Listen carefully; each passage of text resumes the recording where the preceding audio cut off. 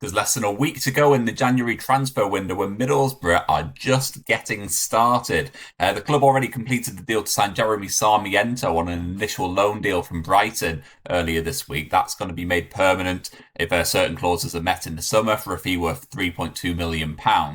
And that's the third addition for Middlesbrough so far this month after Leo Castledine and Finn Munro, who joined earlier this month as well. Now, those three deals are great additions for the club, but Middlesbrough are looking to do even more business in the days ahead. So here's a little roundup of what's going on at the Riverside Stadium. Let's go.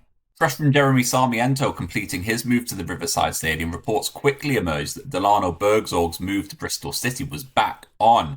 Burgzorg was linked with Bristol City earlier on in January. He was heavily linked with a permanent move to Arfsten, and it seemed like it was going to be completed. But that then changed around the time of the West Brom match when Burgzorg, of course, scored that crucial winning goal at the Hawthorns to give Middlesbrough a 3-2 victory. Now, reports then emerged that Middlesbrough were keen to keep Burgzorg, that Kim Hellberg saw him as part of his plans at the Riverside Stadium, at least until the end of the season. But that's now changed once again, with the Northern Echo reporting that Burgzorg's move to Bristol City is now back on. It seems like that it might be linked to Middlesbrough's move for Sarmiento going through. Of course, Middlesbrough do have a number of really exciting talents in those attacking areas of the pitch, and for Burgzorg, it does mean that first-team opportunities are likely to be limited. I think everyone knows the sort of limitations at the Riverside. I think people know what he's capable of. In his good moments, he's very, very good, but he is a very, very frustrating player, and so it does seem like his days at Middlesbrough could be numbered.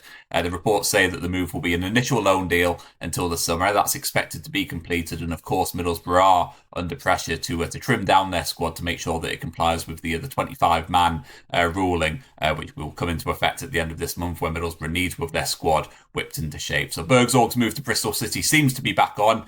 Seems like a good move for all parties, in my opinion. And yeah, certainly with the amount of attacking talent that Middlesbrough have got at the moment, it would be really difficult to see how he would be playing regular first-team football in the second half of the campaign.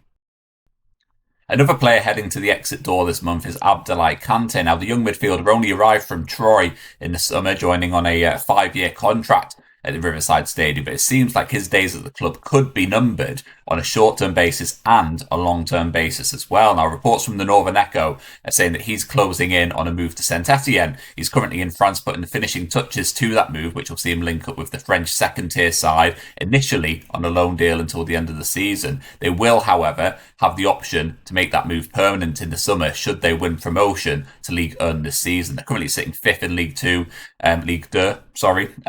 2 points behind second and 7 points behind league leaders Troy, who of course he left in the summer. Now, it's a bit of a strange one, this one, because Kante arrived with a real reputation. I think Middlesbrough fans were really excited from what they saw from him in the first couple of weeks of the season. A really busy signing, someone who just covered every blade of grass. He was also a really infectious character. I think fans really fell in love with him from those early clips on social media and the way that he put himself about, and he became a real sort of unsung fans' favourite. I think people really took to him, but it does seem like his time at the club could be coming to an end. He's only 20 years of age, but of course he was signed under former boss Rob Edwards. Now, the Northern Echo article does say that perhaps the issue for Kante is that he doesn't quite fit into to Kim Hellberg's plans. He does look for a different profile of midfielder. Of course, we've seen the likes of Alex Gilbert come into the team, who's probably more of a technical midfielder, a bit more of a ball-playing midfielder, whereas Kante is more of a physical break-up play type player, someone who does the ugly stuff quite well.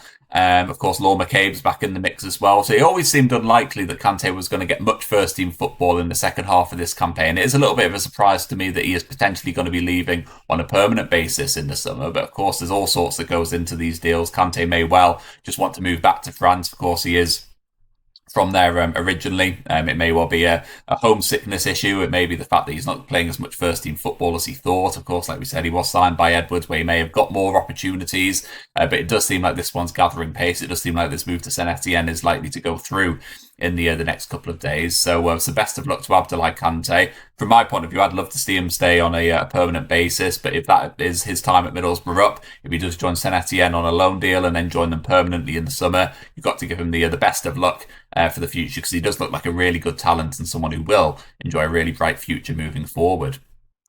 Two other players who could leave Middlesbrough before the end of the January transfer window were Sverre Nypan and Micah Hamilton. Now, the two young players in very different situations. Nypan arrived from Manchester City on loan in the summer, a really hotly anticipated arrival, someone who was expected to do big things at the club after he joined Man City for £12.5 million over the summer. He was trusted with a move to Middlesbrough. He was expected to go in and play a big part, but Middlesbrough haven't really seen the best from Nypan since he's arrived. We've seen little flashes of what he could do, but he hasn't started a game since October, and so it seemed inevitable that his days with Middlesbrough could be numbered. Now, it's said that Man City are considering recalling him from that loan deal, given his lack of involvement in the first team, and I don't think that would be too much of a surprise, particularly with the new arrivals coming in, so it's very much a case of watch this space with that one. Micah Hamilton, another player who could be allowed to move on this month. Of course, he is Middlesbrough's player. We did sign him on a permanent basis, and Middlesbrough are reportedly willing to listen to offers for Hamilton. He didn't make the matchday squad last weekend against Preston. It does really seem like his future at Middlesbrough is quite uncertain. He just hasn't really been able to force his way into the plans of Rob Edwards or Kim Hellberg. He did play over the Christmas period, but didn't really take his opportunity too much. So it will be interesting to see what happens with Micah Hamilton, to see whether he does stay with Middlesbrough, whether he's allowed to leave on loan this month, or whether it's a permanent deal that could see him leave the club. But it is a situation that Middlesbrough are monitoring. So Sverre Nypan and Micah Hamilton both potentially leaving Middlesbrough before the end of the January transfer window. Now, before we get on to a couple of potential incomings, I just wanted to ask for a quick favour. If you wouldn't mind subscribing to Bonkers for Boro, we have all of the latest news here, every bit of transfer news, all the build-up to all of the matches. Of course, we're all over the place on social media as well. We'd like to bring you up to date with all the big talking points from the Riverside Stadium. So if you are enjoying our content, please do hit subscribe as well. It's much appreciated, and there's some really exciting plans ahead for the weeks and months ahead. So hit subscribe, and here we go, back to the incomings.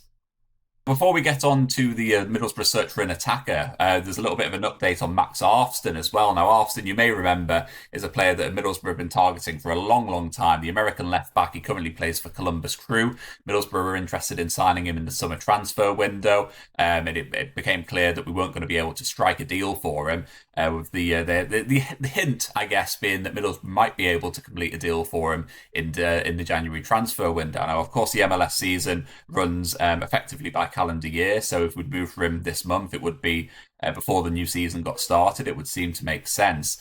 Middlesbrough have actually made another move to sign him this month, but it hasn't come off because Columbus Crew aren't wanting to sell him this month. It seems like they have no intention of selling in the current window. They may well look to move him on in the summer. Arfsten's contract runs until 2027, but the MLS side have the option of extending that by a further 12 months. Now, it's said that Arfsten wants to test himself in Europe. He wanted the move to Middlesbrough in the summer, and Middlesbrough will continue to monitor his services. But it is a situation that Middlesbrough will be keeping an eye on. We'll be keeping an eye on it. Of course, I think Middlesbrough's need for a left-back isn't overly pressing this month. We do have Matt Targett on loan from Newcastle United. We did just sign Finn Monroe as well. We've also got Alex Bangura in there as well. We've got Sammy Silvera who can play there. So it's not a pressing need for a left back, but it is interesting that Middlesbrough did move back for Max Arfsten this month. He's clearly a player that the club would like to sign come hell or high water. So fingers crossed, we'll see whether that move comes off in the summer, whether Middlesbrough look to revisit it once again. Of course, we have been knocked back a couple of times now, so it may well be that Middlesbrough look for other targets. We may well move on from Max Arfsten, but seemingly with the player keen on a move to Europe, and given that he was keen on a move to Middlesbrough, it does seem like a situation which may well come to a head at some point in the future, but it won't be happening this month. Max Arfsten won't be moving to the Riverside in the January transfer window, and once again, it could be one that we look to revisit in the summer transfer window.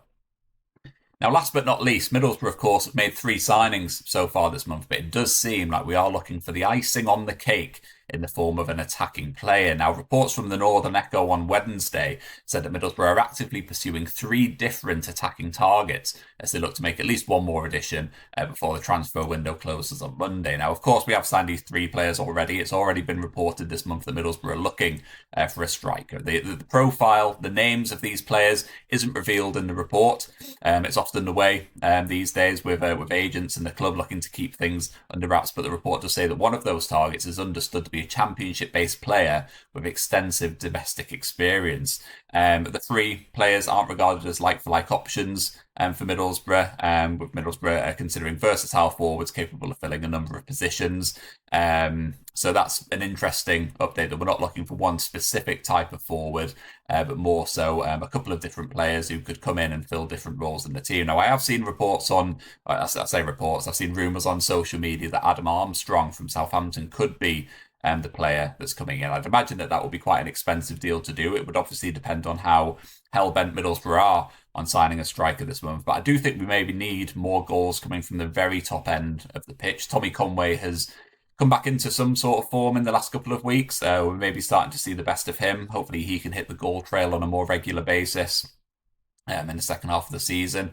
Callie Sen and David Strelec, haven't really seen the best of them so far. And yes, we have been scoring goals this season. Morgan Whittaker's chipped in with a few. Of course, we've got the likes of Hayden Hackney, who's done well, and we've got other players in the team who will be contributing as well. But potentially, just one final goal scorer could be exactly what Middlesbrough need to help get us over the line. You might remember that when we got promoted back in 2016, we'd signed Jordan Rhodes in the January transfer window. Just that added little bit of quality play to the team, some championship experience just to help us get over the line. It may well be that Middlesbrough are looking for a similar sort of signing to that, someone who can come in and make a similar impact. So watch this space. It's not yet clear who that player will be, but Middlesbrough working very, very hard between now and Monday's deadline to sign another striker for the team. So there's plenty going on at the Riverside Stadium. As you can tell, there's incomings and outgoings all likely to happen before Monday evening. Now, if you have enjoyed that and you want to hear all of the latest updates as they happen, please do like and subscribe